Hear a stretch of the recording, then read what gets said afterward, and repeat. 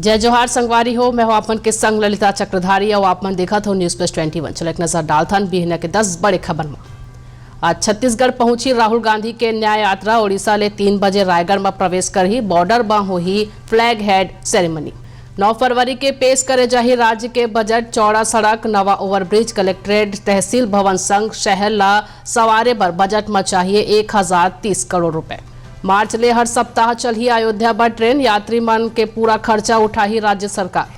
प्रधानमंत्री मोदी दिल्ली के भारत मंडपम में आध्यात्मिक गुरु श्री प्रभुपाद के 150वीं वर्षगांठ के मौका में एक कार्यक्रम ला संबोधित करी। केरल के मुख्यमंत्री पिनाराई विजयन के नेतृत्व में सत्तारूढ़ लेफ्ट डेमोक्रेटिक फ्रंट दिल्ली के जंतर मंतर में केंद्र सरकार के खिलाफ करही प्रदर्शन।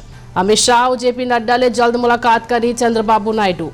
गुजरात में लोकसभा चुनाव के तैयारी में कांग्रेस के बड़े बैठक होही। आप नेता के संग सीट शेयरिंग पर होही चर्चा। बिहार के दरभंगा में भीषण सड़क हादसा। बाइक और ट्रक के टक्कर में 3 युवक मन के हुई मौत। गोवा के मुख्यमंत्री प्रमोद सावंत आज राज्य के बजट पेश करही।